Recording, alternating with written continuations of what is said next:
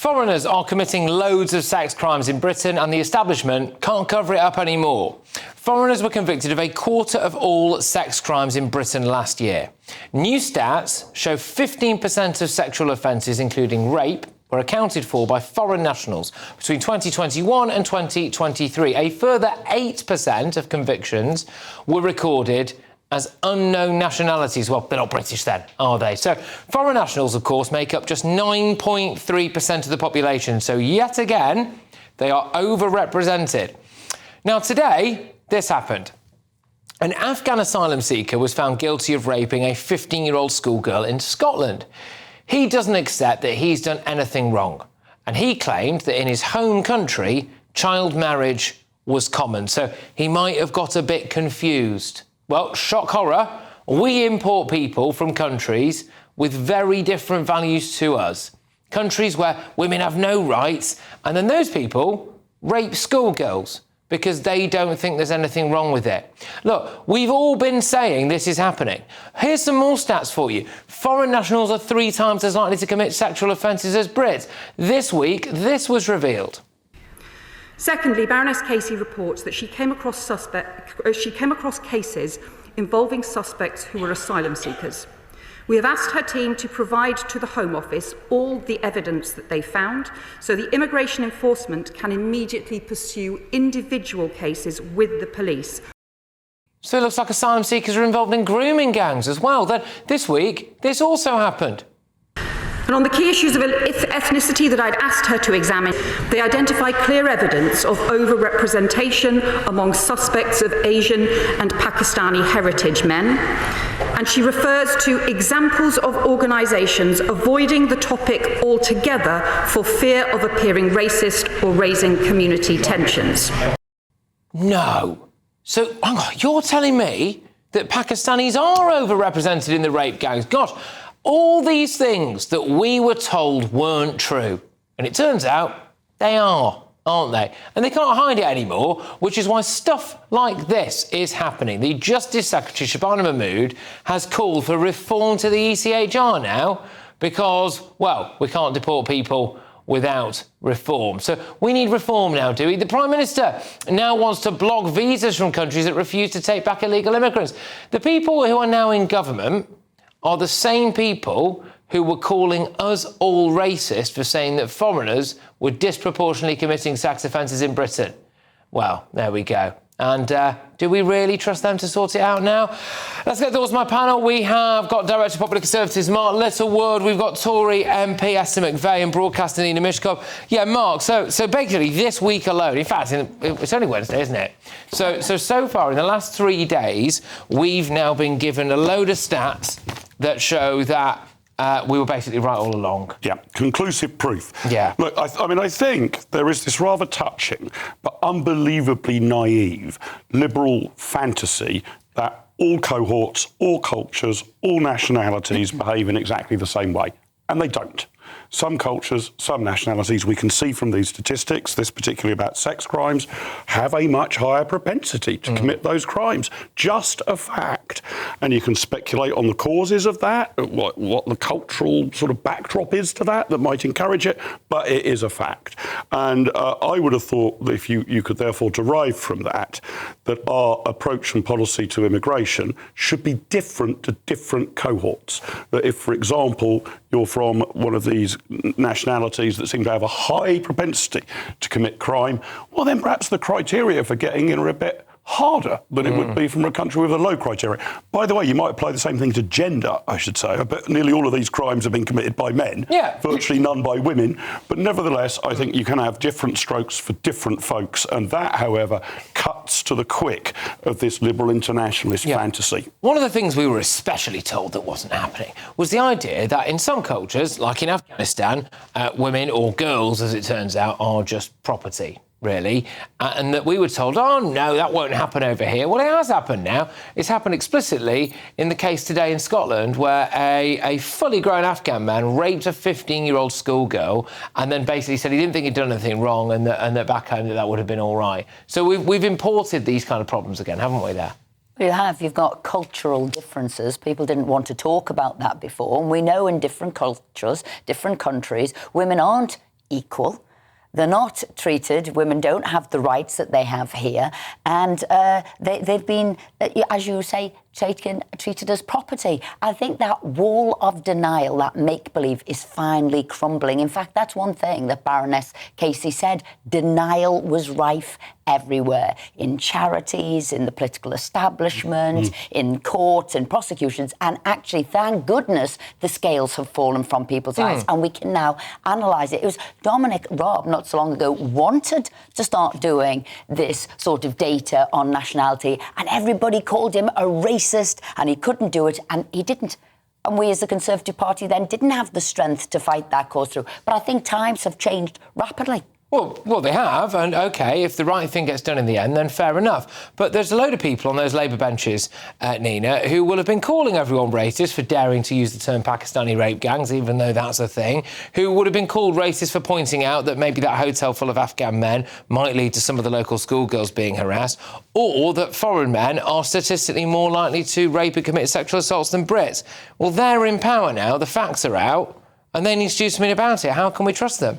They are. Well, remember that it was actually Keir Starmer, the much maligned Keir Starmer, who called for Baroness Casey to do this review. He asked her to do it in January. Yeah. So it's because at the time she didn't actually, and he didn't think she was going to say have a national inquiry. She's actually said during the course of doing and this, to be she fair, changed her mind. He has taken exactly what she said. He didn't have to call for her to do a review in January. He wasn't expecting that conclusion, though. No. Was he? Never mind whether he expected it or not. You asked what he's going to do. He is following what she's said. And Esther, you say, we didn't have the strength. So we had 14 years where the Tories did sod all, basically, about A, the grooming gangs, B, the nationality breakdown.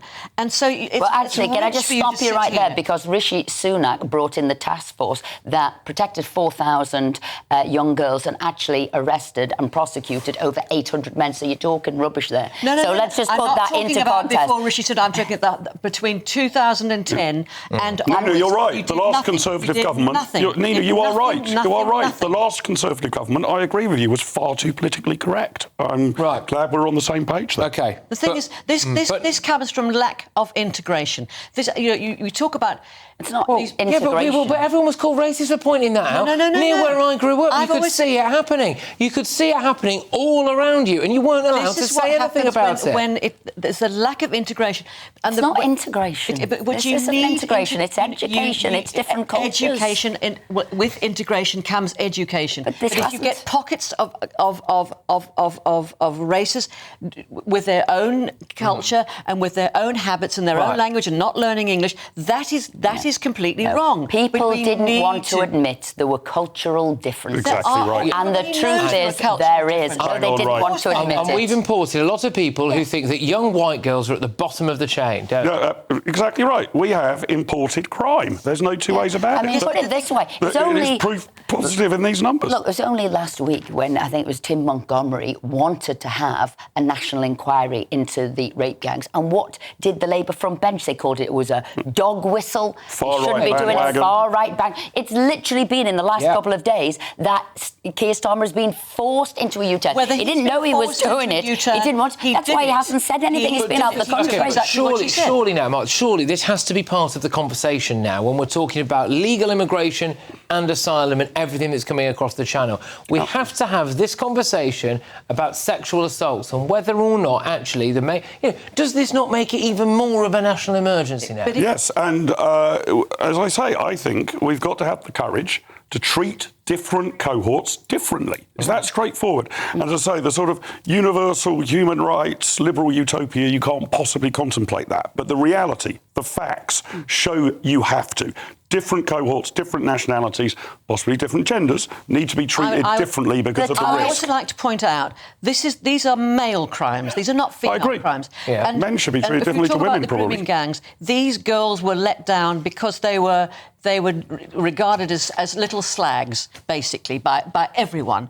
And that comes from school teachers, from social workers to the police and everything. This is wrong. This is absolutely wrong. That. And you we have to take that. Well, then added into that, I will add into that, there was a class difference there. These girls were white, working class, yeah. and they thought, they snobbery. can't. Exactly, there was all kinds that went into Let that. And down. who then was the lowest of the low was white, working class girls. But is this not the end of this fantasy of multiculturalism? It should be. I think it is. It should be. Now when someone goes, diversity is our greatest strength, whether it's the Metropolitan Police releasing that statement, or Sadiq Khan releasing that King statement. Charles. Or King Charles. They're all wrong. Exactly. Well, King Charles doesn't have to come into contact with that much diversity, does he? Stay out of politics. He doesn't live a huge distance away from Edgware Road. Maybe he'd do well to walk up and down it every now and again. But the police, for the police to say, hang on a second, Nina, for the police to say diversity is our greatest strength, and we've got the crime stats out that prove that it isn't, they need to stop saying it, don't they? The point is, these people are already here. You cannot actually. If only there was a solution. Hundreds of there has to be. I would say. There has to. Thank goodness we have to work and make it work.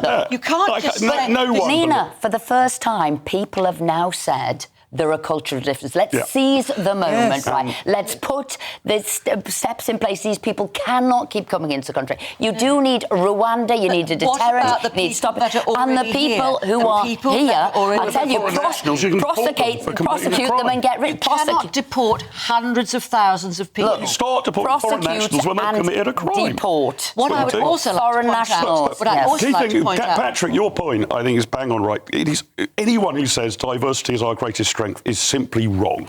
You might like diversity, you may consider it one feature of the UK that you like, but to seriously believe diversity is the greatest strength we have in the UK is nonsense. From these ghastly facts that the whole of society is... You can extrapolate out the truth now. We've now got the facts. This is logical. They are the truth. What I'd like to point out also is, while we're concentrating this, what I want to point out that the percentage of rape convictions in this country is absolutely scandalous. It is 2%. Which is just horrendous, and that's something. And besides this means these figures could be worse. We are breeding our own generation of rapists, while parents have lost control of their children through social media. Young boys are being exposed to porn and growing up with values that Andrew Tate espouses. So we are breeding... But Nina, all of those are problems, but they're different problems. What this report shows is foreign nationals are twice as likely as Brits to commit these crimes. We are breeding a generation of young British boys who will have the same attitudes as foreign... Where's the feminism, Nina, all I want to say is you can have both of these things can be true. Let's not merge them. But seriously, come on, why are feminists so quiet about this? Where are they? About it. Because they are. I think they are, because I think for them, they keep quiet about it because actually being pro-multiculturalism is more important than being feminist. These stats of rape against women and girls are devastating. Where are all the left-wing feminists? Where are they? There is a priority of political correctness, of what you can say, what you can't, where you place people. Yeah. And for a long period of time, you're quite right, all of these sort of left-wing sort of liberal elite did not want to talk about this. What I'm saying now is... left-wing, right-wing did it too. No, to be fair, no, they didn't.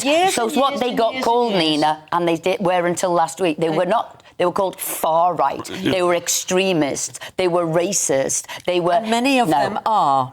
Well, that's exactly why people weren't saying it. You've absolutely just let yourself down there, Nina. You have. There are many of them who are far right. No, they're not. That wasn't the claim, though, Nina, was it? That was not the Prime Minister's claim. The Prime Minister's claim was that people calling for a national inquiry were jumping on a far-right bandwagon. That was his claim. Politicians. But it's outrageous. Absolutely. They're not jumping on a far-right bandwagon. They're calling for a national inquiry. Thank God that Keir Starmer has now got on this bandwagon himself. Thankfully, Baroness Casey has now agreed, caught him by surprise and agreed with it. So obviously she's not far right, is she? She's not far right, I think it's fair to say. He instantly took exactly what she said. You can't just say instantly, but begrudgingly, one it suspects. You can't just say quickly, the Tories are perfect and nobody said that. Right wing are correct and left wing is wrong. That's exactly what you're saying. We did not say the Tories are perfect, did we? We've got to go, I'm afraid. Right, thank you very much.